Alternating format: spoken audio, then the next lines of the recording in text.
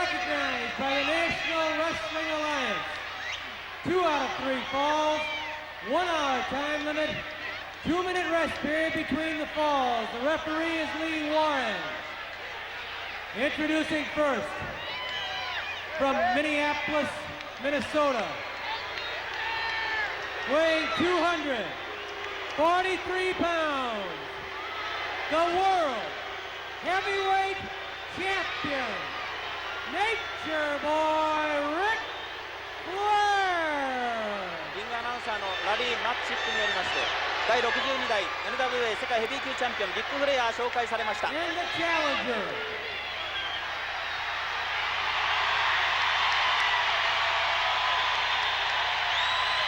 from Santa Fe, New Mexico,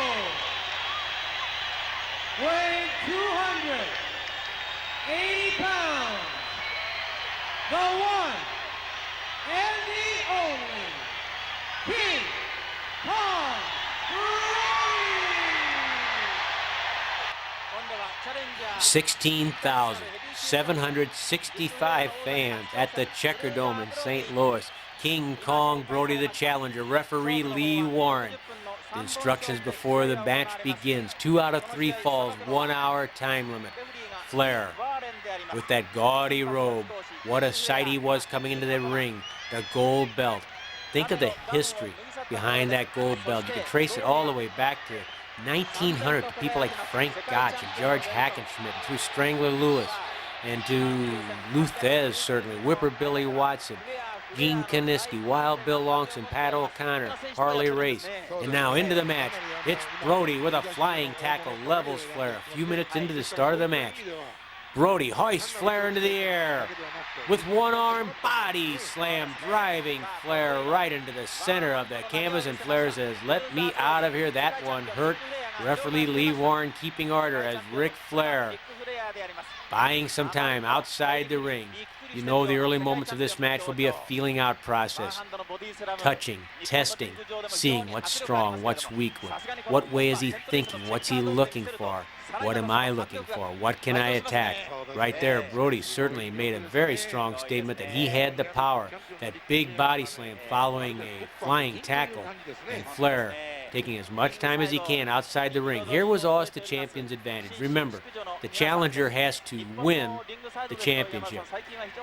The challenger has to win the match. A draw is as good as a victory as far as the champion's concerned, because he keeps the gold belt.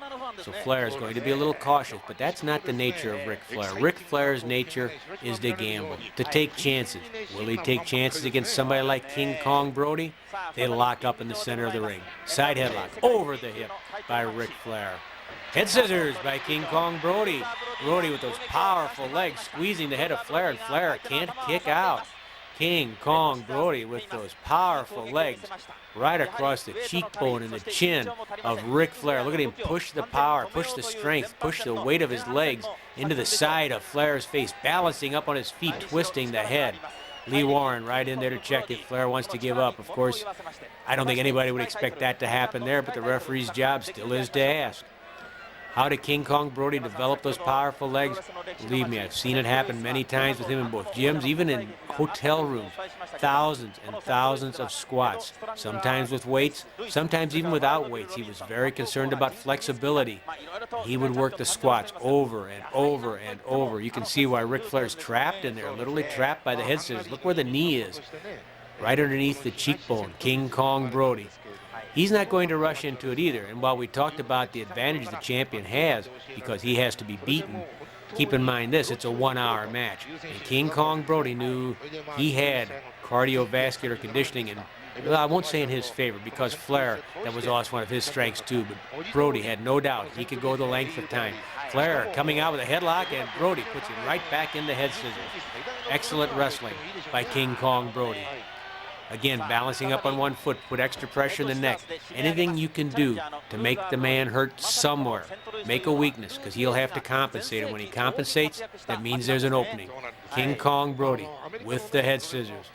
Flair really locked down to the mat, but look, he's still always careful, trying to stay off his back, keeping the shoulder up, trying to twist around once more as he did the headstand before and came out with the headlock.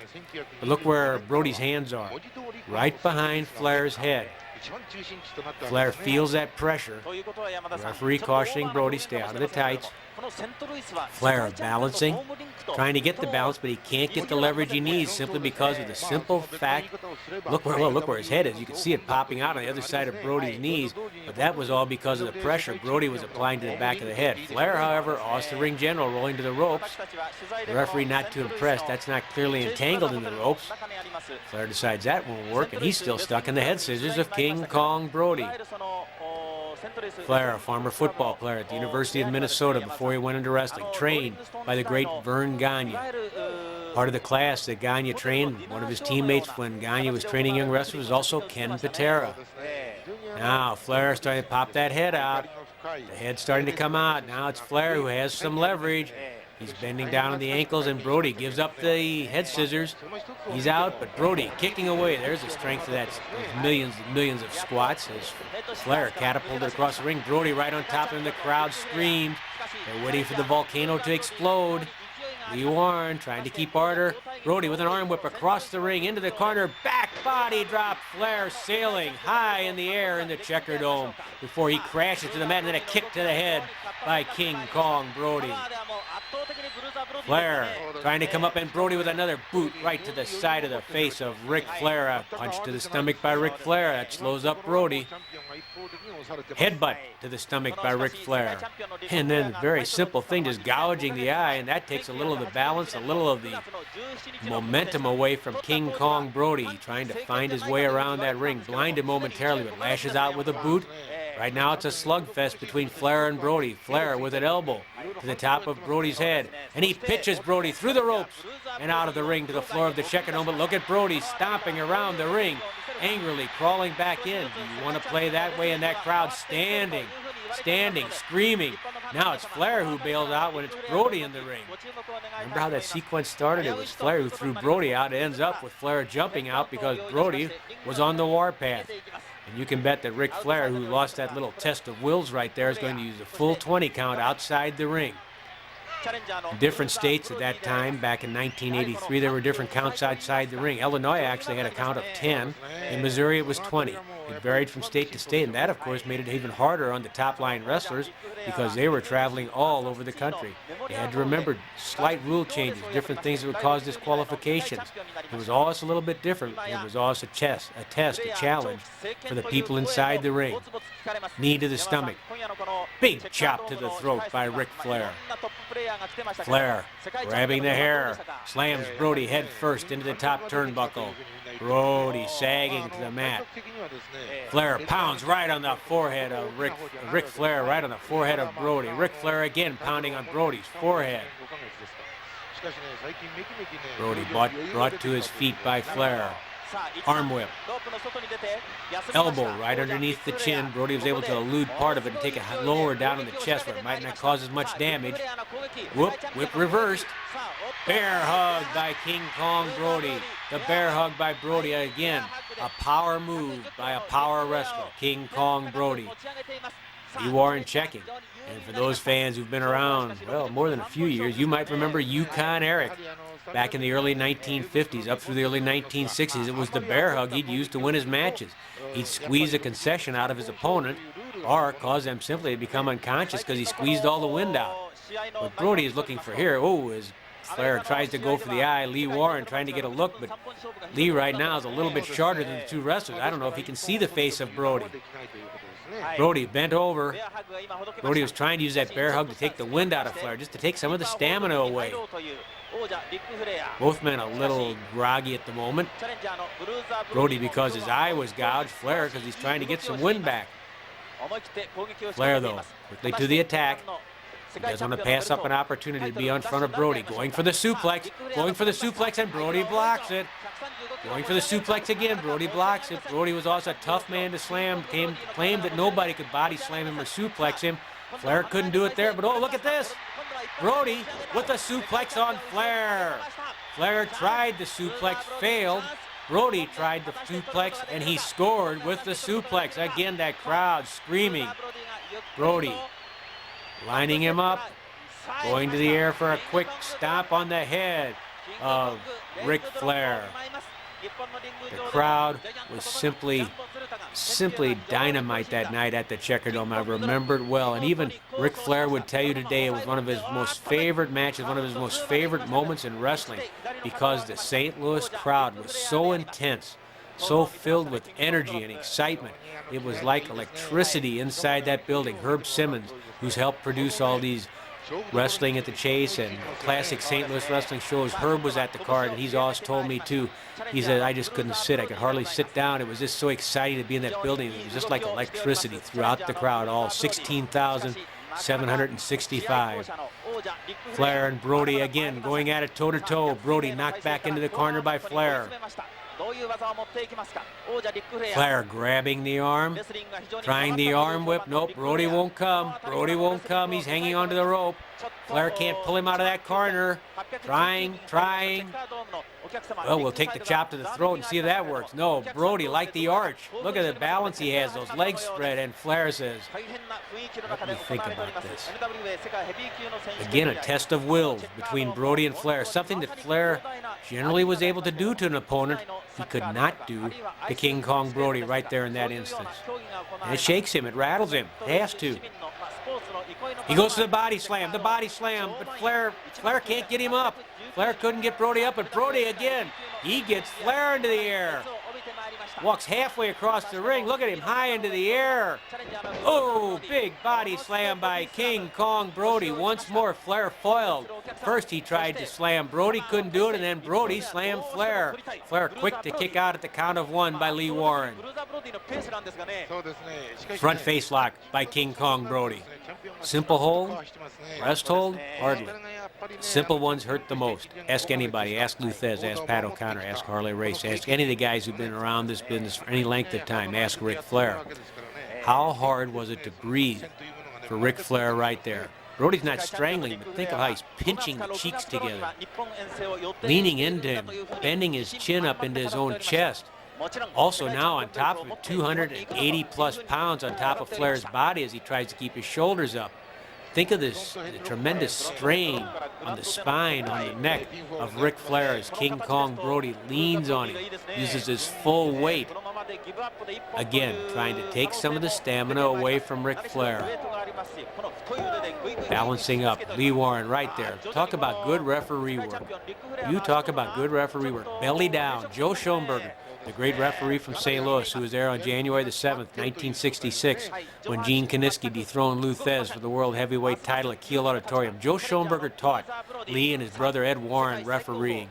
And one thing he always stressed was belly down. When a guy's got his shoulders down to the mat, you got to be down on the mat too. Your belly's got to be down so you can see both those shoulders. And Lee Warren did a textbook example of it right there. Shoulder blast to the stomach by Flair. Another chop to the throat. That's also been a staple of Flair's attack. Flair, flying mare, Brody down. Now it's Flair clamping the head of Brody, using some of Brody's own intentions on Brody, some of Brody's own strategy. Look where the elbows are. Either side of the cheekbone, pinching the mouth together, forcing Brody to try to breathe through his nose. Now they've already been in here 15 minutes. You know you're puffing and having trouble breathing right now. Think when your mouth is being squeezed together, it not only hurts, but it's hard to breathe. And that's what Ric Flair is trying to do to Brody. Really, both have probably recognized by this point that stamina was going to be the key part of this match. Who'd break first? Who'd run out of gas first? So part of the problem right now is try to slow the guy down. Try to make him breathe hard. Try to take some of his stamina away. Flair right back down, squeezing that head, squeezing the cheeks together. Ric Flair leaning on him. Look where his chest is. It's into the back, the neck of King Kong Brody. Brody reaching up for the hair. Lee Warren stopped him. Flair turning that head. King Kong Brody. Able at least to get his mouth open there, but you can see how the nose is pinched off. Now the whole face is contorted by Ric Flair as the champion. Applies this, really it's a face lock as much as anything. There's one of the many cameras at ringside. Almost 17,000 people at the famous Checker Dome, also known as the Arena in St. Louis. Think of the history that went through that building. That was one of Sam Muchnick's first sellouts at the Arena for Buddy Rogers, wrestling Lou Thez. He had a record crowd there many years ago back in the 50s. Now it's Flair, the Buddy Rogers of his era, with an elbow drop on King Kong Brody. Brody kicks Flair off, Flair right back to the head. Right back to the head, squeezing, squeezing, squeezing. Brody kicking. He knows he doesn't want to be trapped down there. No matter how big, how strong, how tough you are, if you can't breathe, if you're gasping for wind, you're vulnerable. And it only takes a count of 3 to get a pin. Could be a small package, could be a front-rolling cradle, could be a little sunset flip. You never know how that pin's going to come. And there, once again, putting the shoulders down. You never know, you might get lucky. Look at Lee Warren right in there again. Look how his head is. Look where he is, right? Look at those shoulders. King Kong Brody struggling to keep the shoulders up as Lee Warren's right in there.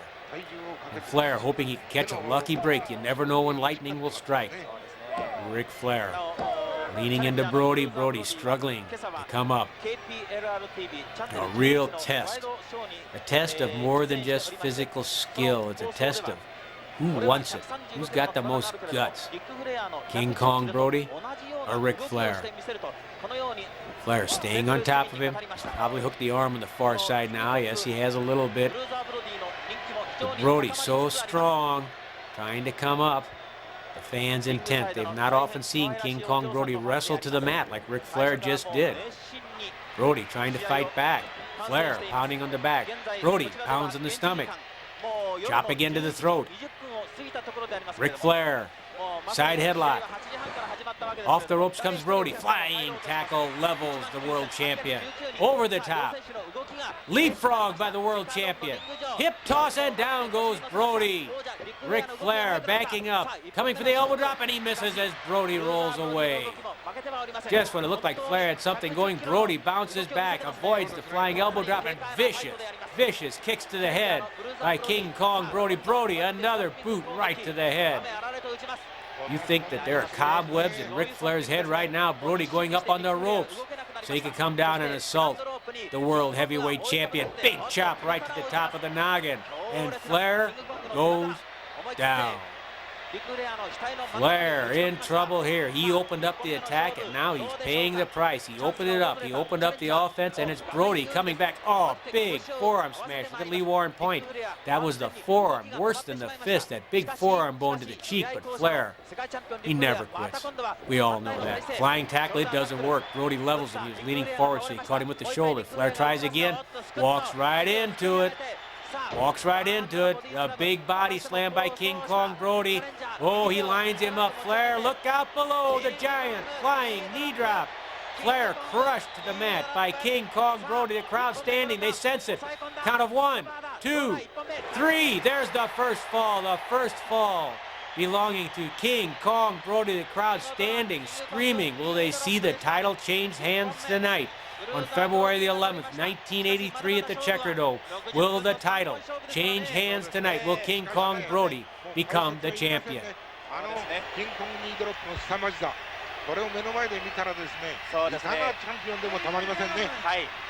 21 minutes and 4 seconds with a flying knee drop, the winner of the first fall, King Kong Brody! 1本目、キングコングブロディが1本目を取ったというようなコールでございます。 King Kong Brody, realizing he's on the edge of realizing a dream. Could that moment be here, something he always wanted? Could Ric Flair be on the verge of defeat? Could the World Heavyweight Championship, when it still meant something, be ready to change hands? And Ric Flair going, wow, I'm in a lot of trouble. Down 1 fall to none. He's taken a tremendous giant flying knee drop, been foiled in many of the moves he tried to make. The funny thing was, at one point, Flair was in control when he was able to get Brody off his feet and wrestle him. Flair was in control there, but once he made the mistake of opening up the offense, it was Brody's offense that took charge.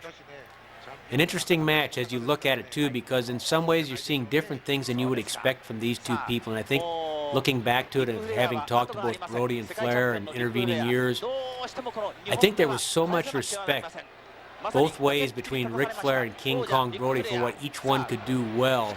It almost intimidated the other man where he held back just a little bit for fear of making a mistake, like that one where Brody ran into the knee lift right into the stomach. I think they were both afraid of making the big mistake. And maybe that slowed them up, made them a little bit more cautious than normal. Flair throwing Brody outside the ring. Now grabbing him by the hair. Brody grabbing Flair's ankles. Flair afraid to let go because if he does, he's coming outside the ring with Brody in control of his legs. We don't want that if you're Ric Flair. Flair takes Brody into the top rope, jerks it down into his throat, almost like a judo chop. And now Brody gasping for a bit of wind. Ric Flair has to win a fall. He's down 1 fall to none. He knows now the pressure's on him. The shoe is definitely on the other foot. Flair punishing the windpipe of King Kong Brody. Again, breathing, stamina becoming so important. Flair grabbing the arm. Ooh, a punch right into the short rib. Again, attacking that side, the ribs, trying to hurt Brody where every man, no matter how strong, no matter how many muscles he has, they're vulnerable there. Brody caught in the corner by Ric Flair. Flair leaning into him, trying to stay close to him, trying to take away the size advantage that Brody has, the strength advantage. We talk about a strength advantage for King Kong Brody, sure, but let's not kid ourselves. That doesn't mean Ric Flair was weak. To the contrary, Ric Flair was a finely tuned athlete. At the height of his skills right now as the world heavyweight champion, he hooks the arm. Basic arm lock now, trying to punish the shoulder a little bit. Can he weaken, even if it's only 5%? Even if it's only 5%, can he weaken one side of King Kong Brody, where Brody would favor it, and open up a spot where Flair could attack and perhaps get a pin to even this match at 1 fall apiece? Twisting the arm, turning the wrist, bending the hand back, anything to punish King Kong Brody. And once again here, just as in the first fall, Ric Flair, his wrestling ability coming to the forefront and creating a problem for King Kong Brody. Knee drop right into the elbow. Now, here's a story most people don't know about King Kong Brody.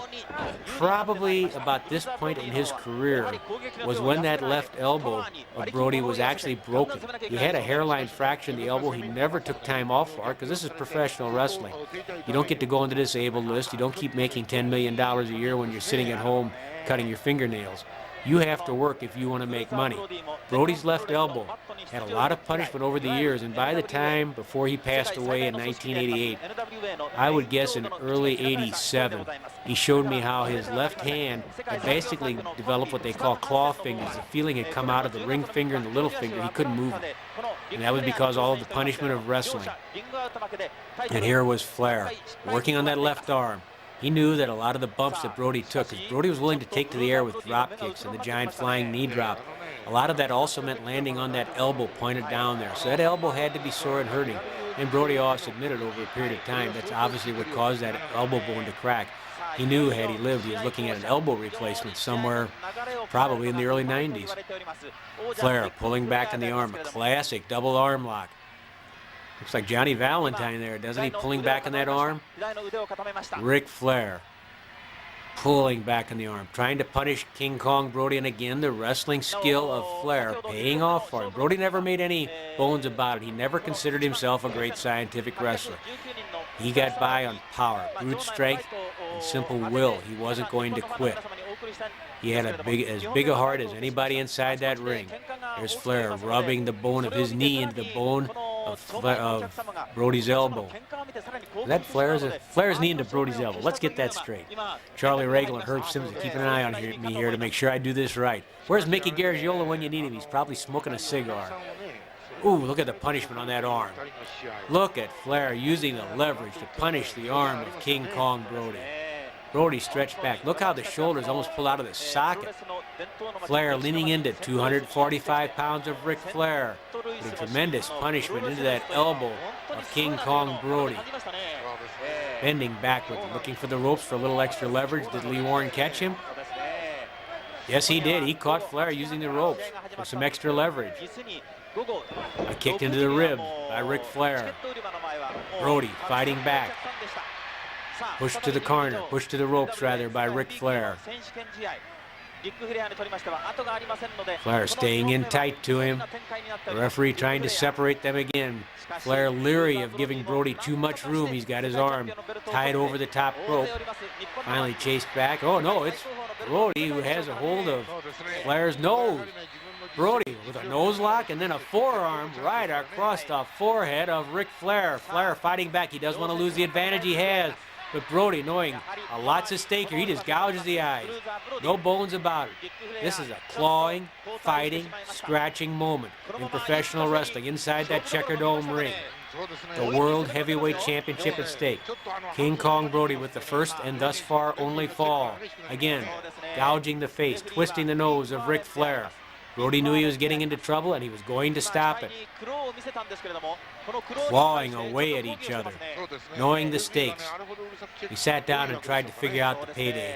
Let's talk about it a little bit in the book Wrestling at the Chase. We talked about the payoff Sam Muchnikov's had. The main event got 8% of the gross, so this match alone was probably worth $10,000 to $12,000 to these two men.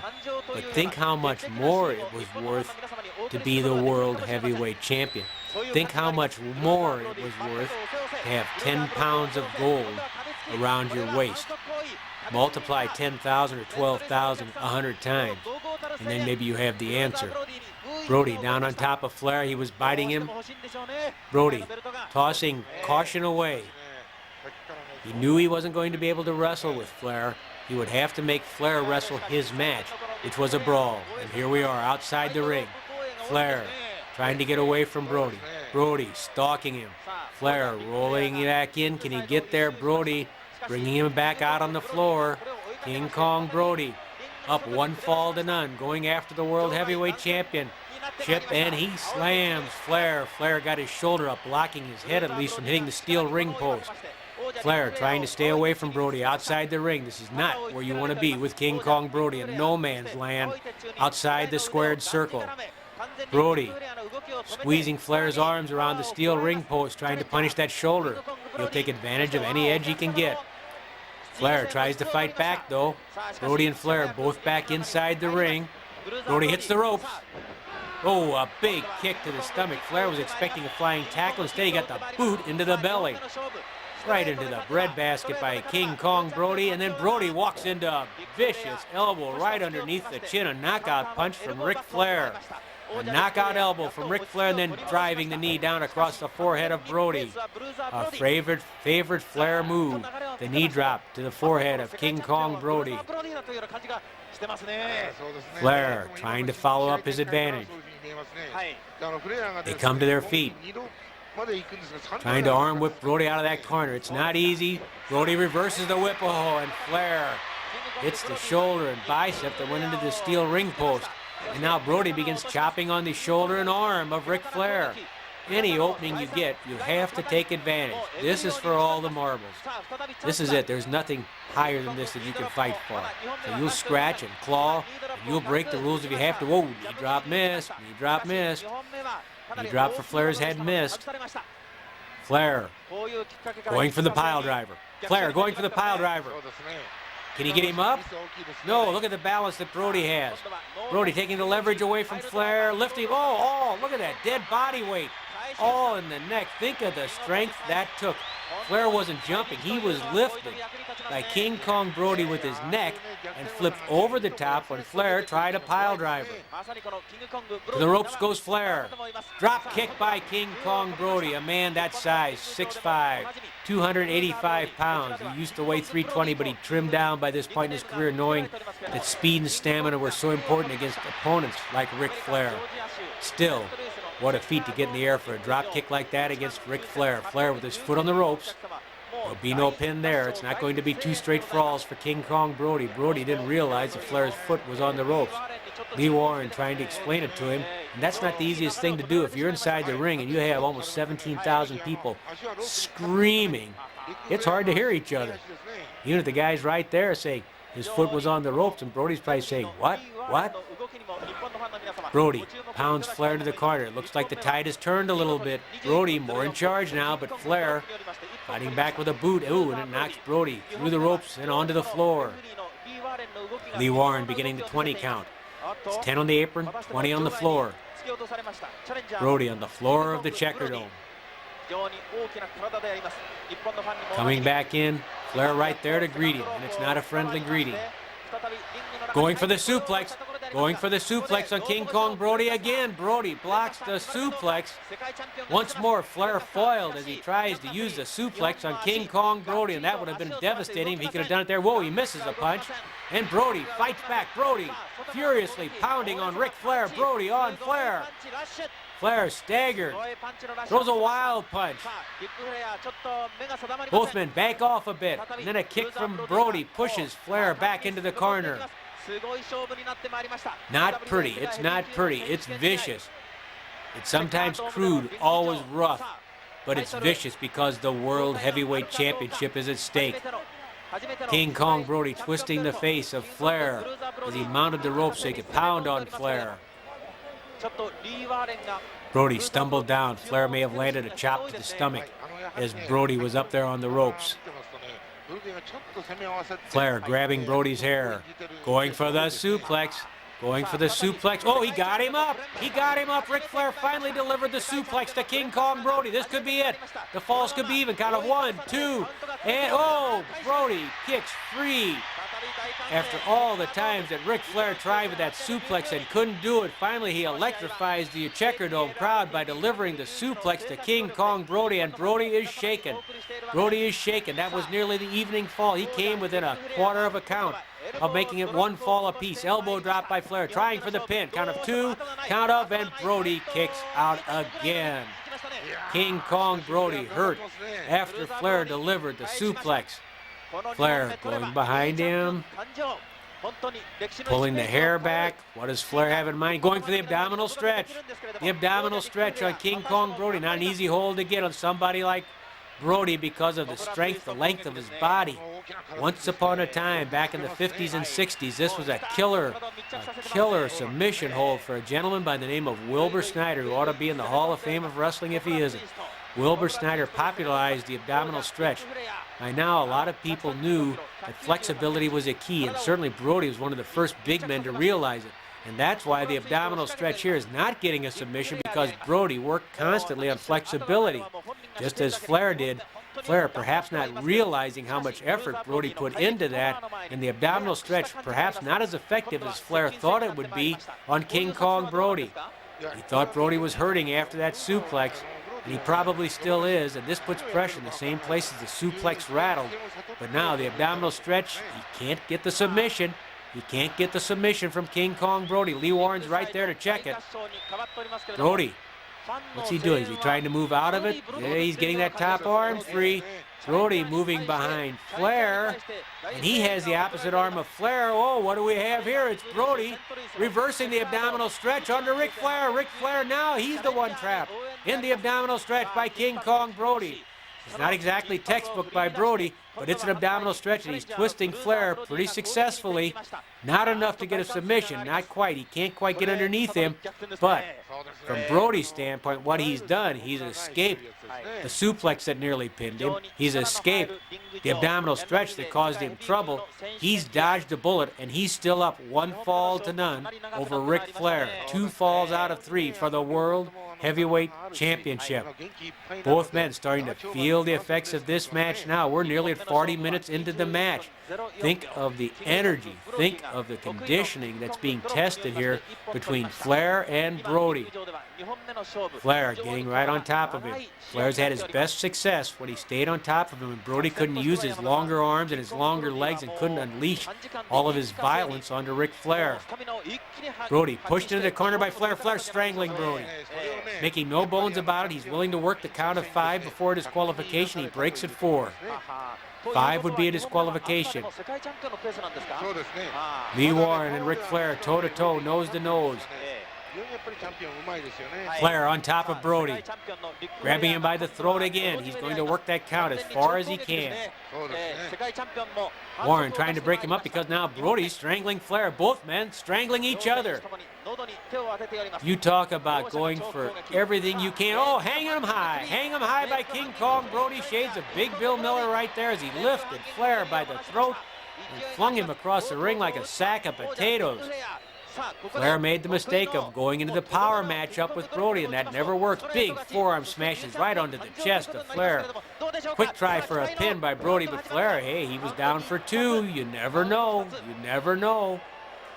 Flair trying to come to his feet. Frustrated, surely at this point, because when he got that suplex, he had to think, oh, this is it. I have it. Brody going for the pile driver. Brody looking for the pile driver. Flair trying to scoot to the ropes and get away. Oh, yes, Flair knew one thing he didn't want there was to have his head driven into that Checker Dome mat. That could have been curtains for Ric Flair and his reign as World Heavyweight Champion. Again, toe-to-toe, Flair and Brody, Flair and Brody. Brody pushing Flair towards the ropes. Trying to use his power on him, whipping him across the ring. Oh, Flair nearly catapulted over the top rope. Hung out to dry like Monday morning's wash. Ric Flair upside down, hanging in the corner. Hanging in the corner, vulnerable for Brody. Driving both forearms right into the ribs of Ric Flair. Oh, now it's Flair. Flair in deep trouble. Down one fall to none. He can't lose this fall. And Brody's going to try to punish Flair. And Flair is going to try to hang onto those ropes and stay in that corner. The last place Ric Flair wants to be right now is in the middle of the ring, where he can't get to the ropes to break a potential count of 3. Brody bringing Flair up. You can see the match taking its toll on both men now. We're well at the 40-minute mark. Elbow smash to the head of Ric Flair. Look how good of a ring general Flair is, though, as he tried to stay by the ropes, but now Brody realized it cuts him off from the ropes, and Flair is forced to back up into the middle of the ring. Not where he wanted to be. Not where Ric Flair wanted to be, as Brody bangs on the head. Brody with another smash to the head of Ric Flair. Flair taking his lumps at the hands of King Kong Brody. Flair, oh, can he come up? And Brody's got to be thinking right now, if I could land one more big knee, that gold belt's going around my waist. Flair, groggy, throws a wild punch that misses again. He's knocked in the corner, jumps out of the ring, just simply going for the eyes of Brody. Desperation right there by the World Heavyweight Championship, trying to keep his reign alive. Brody lifting Flair, one more big body slam, throwing him far away from his body. How many body slams has Flair taken in this match? 6, 7, 8? Think they don't take a call on the big knee drop? He misses!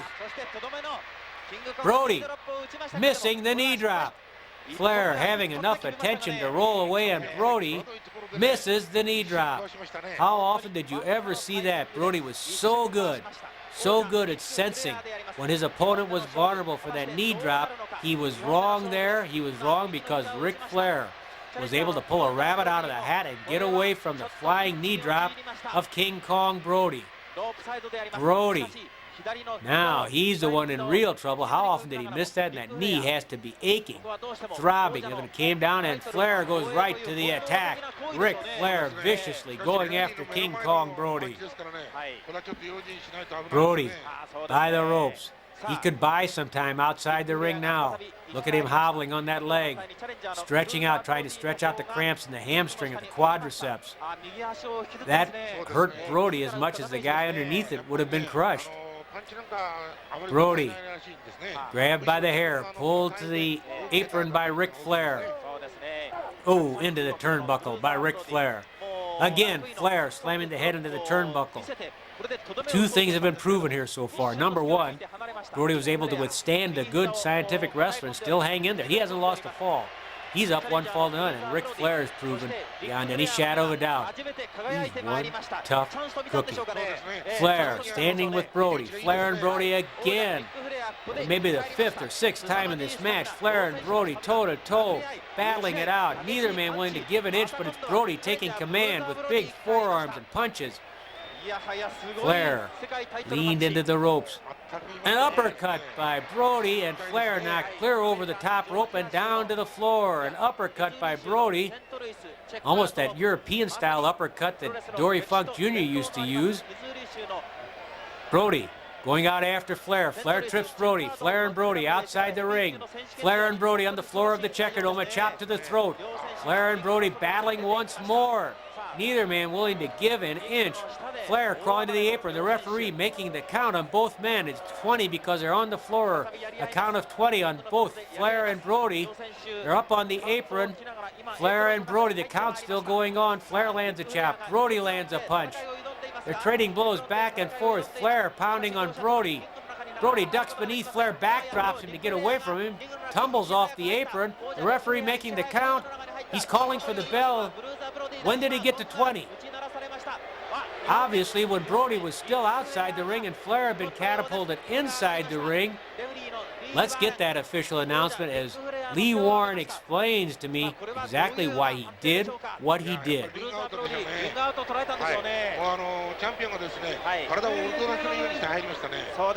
22 minutes and 40 seconds, at the count of 18, Ric Flair was back in the ring, but King Kong Brody was still outside at the count of 20. Therefore, Brody is counted out outside the ring, and the winner of the second fall is Ric Flair. ラリー・マツシックリングアナウンサーの紹介の通り、2本目は2分22分40秒。 Ric Flair has evened the match at one fall apiece. One fall apiece, almost a fluke. A mistake, I guess some could say, but as they furiously battled on the apron, Brody did what was logical. He ducked underneath and flipped the man up into the air. King Kong Brody realizing now it was a mistake, but not a mistake that he really made. It's one of those things that happen when you have a showdown between two of the greatest athletes, two of the greatest competitors in the history of the business. That time it worked in Ric Flair's advantage.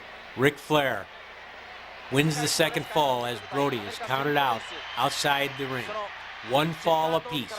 One fall apiece. Brody knows what he has to do. He needs to win this fall to become the World Heavyweight Champion. He needs this fall. Flair, he'd like a win. He'd like a pin. But he's settled for staying alive, too, because he still have the gold belt. He takes a few more of those forearms in the head, though. He won't be staying anywhere except in an ambulance on the ride to the hospital. Brody, with his boot underneath the jaw, digging on Ric Flair, the world champion. Flair, soaked, exhausted, but he was able to come up with that big fall that he desperately needed to tie this match at one fall apiece. Brody again, trying to punish the windpipe of Ric Flair. Flair, gasping, but he's still staying by the ropes. Brody wants to get him out of that corner, but he wants to punish him too. King Kong Brody in that position now where you want to do 20 different things at the same time. You want to slam him, you want to pull him, you want to punch him, you want to kick him, you want to get him in the middle, you want to strangle him over the ropes. The hardest part now is controlling yourself mentally, emotionally. That crowd screaming, wanting more, wanting to see the title change. It's funny. Even when the world champion was a popular figure, in the days of a Luthez, of a Pat O'Connor, of a Dory Funk Jr., there came a time when everybody wants to see that title change. It didn't happen very often back in the 60s, 70s, and 80s. Not like today where it happens every other week. So it meant something. It meant something. Dory Funk Jr. had a 4.5-year reign as the World Heavyweight Champion. Harley Race had a 4-year reign as the World Heavyweight Champion. Jack Briscoe had the title over 2 years. It meant something when the belt changed hands. And St. Louis, over the years, was blessed by seeing many title changes. I guess the last two before that were Kiniski over Thez, and then in 1959, Pat O'Connor over Dick Hutton. Flair pitches Brody to the ropes. Flying tackle. Good bounce there. Here comes Brody again. Flair looking for the sleeper hold, something he never was really known for, but something he knew the rudiments of, the basics of. Anything right now to slow down Brody, to eat up some time. That's what Ric Flair wanted. He squeezes with the sleeper hold. He squeezes with the sleeper hold. If he can get the right leverage and put Brody out, all the better. But this has a twofold purpose for a cagey ring general like Ric Flair. Flair with that sleeper, trying to take away from the clock, trying to take away from what's left of the energy of King Kong Brody. After this match, Brody told me, he told me it was 3 days till he felt like a human being. He says every muscle hurt the next morning. He says, and I know Flair felt the same way. And Lee Warren said, I lost close to 10 pounds sweating in that ring, jumping up and down, belly down, trying to count, trying to stay on top of the action, and trying not to get trampled by these two guys. Brody leaning forward. Look how Flair, look where that shoulder is. pushing into the head, pushing the chin down. Once again, we talk about the subtle little movements in wrestling, trying to take the ability to breathe away from your opponent. Ric Flair is doing that without a strangle. The real pressure is on the side of the neck, just where a sleeper hold should be, trying to cut the blood flow off. Of course, Brody's neck was about as big as a telephone pole, so that's not the easiest thing to do. Flair with the sleeper hold. Brody still very much in it, but feeling some of the effects. Trying to keep the blood flow right there, just moving his hands, moving his arms, trying to keep alive, knowing he has to break out of this. He needs this fall. He needs this fall, and there's one way to do it. He ran towards the corner and rammed Flair right into the top turnbuckle. Flair hung on to the last second when he realized that the superior weight of Brody was pulling him towards the corner. It was almost too late to move. But he still has the advantage. Flying mare by Ric Flair. Staggers to the corner. Goes for an elbow drop that misses. The elbow drop misses by Flair. Is this Brody's opening? Flair coming up quickly, though. Misses with a roundhouse, and then it's Brody trying to squeeze the head of Flair. I don't know how much Brody knew about the sleeper hold, but he knew if you squeeze a man's blood supply to his brain, you might be able to make him pass out. And basically, he's just squeezing the neck as hard as he can right there. It's brutish, it's powerful, but it's effective as Brody squeezes the neck of Ric Flair, and Flair goes down to one knee. Maybe he can get on top of him. Maybe he can wear him down. You look back at some of the great title matches over history, sometimes they ended on very quick pins on things that people would never have expected. Just very simple things, body press, if they could catch the right leverage and catch the right moment. Now you're looking at a match that's gone 50 minutes, well over 50 minutes they've been in that ring. Let me tell you, nobody's ready to go out dancing right now. Brody on top of him, trying to push the shoulders down, and Ric Flair. So smart. Saw that rope there, let Brody feel good about it, and then Ric Flair drops his boot on the bottom rope, and Lee Warren has to call for a break. Brody rolls away from Flair. If they respected each other before they were in the ring against each other, how much respect do you think they had for each other after they knocked heads for almost an hour? Ric Flair and King Kong Brody. Flair trying to get his win back. Brody trying to make that brain click, click, click. What can I do? What can I do to break this man? What can I do to knock him off the throne? Again, basic hard wrestling, body slam. One more time, trying to wear Flair down. Lining him up. Oh, going for the leg drop, the guillotine leg drop rather than the big knee drop. That probably says something right there that Brody didn't go for the knee drop. He went for the guillotine leg drop. Flair goes for the figure four. Flair going for the figure four leg lock on King Kong Brody because he realized when Brody didn't go for the knee drop, that meant his knee was hurting. He's vulnerable, and Ric Flair knew it. Flair right to the figure four leg lock. When Brody didn't go for the flying knee drop, Ric Flair, so smart, he realized that King Kong Brody's knee was vulnerable, and here's Flair with the figure four leg lock. Can he get a submission out of King Kong Brody? Can he put enough pain to make Brody lean back? Maybe let his shoulders inadvertently fall on the mat for a 3 count. Flair stretching, straining, trying to do everything he can to the ligaments, the meniscus in King Kong Brody's knee, but now Brody trying to roll Flair over. Brody trying to reverse it. King Kong Brody reversing the figure four leg lock. Can he take it over? Yes. And puts the pressure on Ric Flair. The pressure on Flair as Brody puts all that pressure into the leg of Ric Flair before Flair pops out of the hold, and now both men a little gimpy after the figure four leg lock. Reversed and in its original position has taken a toll on both Flair and Brody. Flair coming up on top of Brody and begins pounding on the head of King Kong Brody. Brody says, I can play that game better than any man alive. King Kong Brody on his feet, raining forearms down on the head of Flair, going for the pile driver. He couldn't get it before. Can he get the pile driver on Ric Flair this time? Yes, he's got him in the air. Look out below as Brody with the pile driver.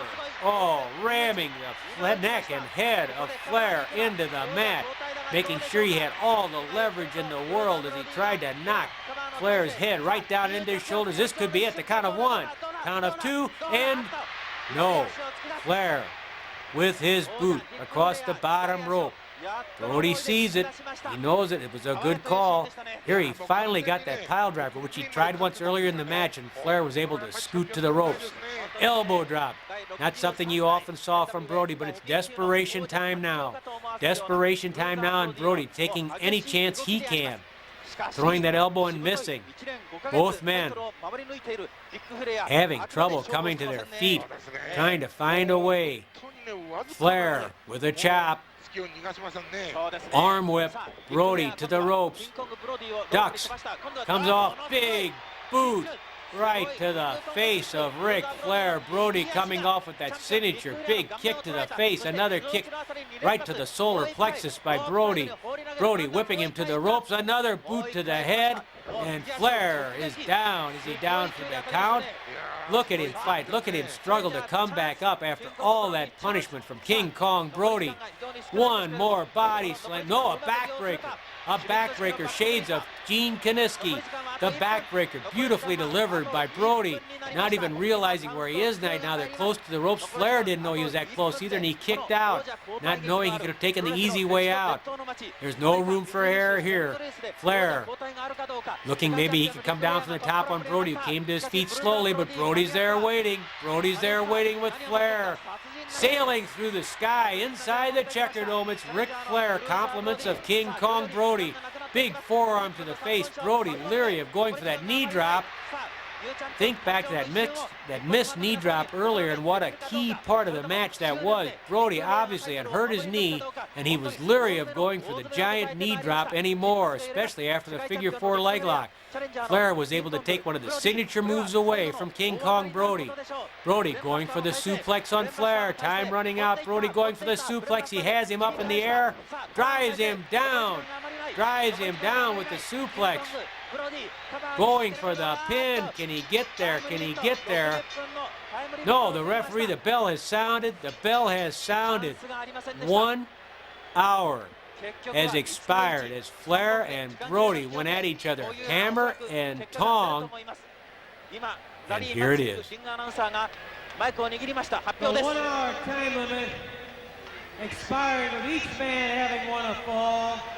The match between King Kong Brody and Ric Flair is a draw.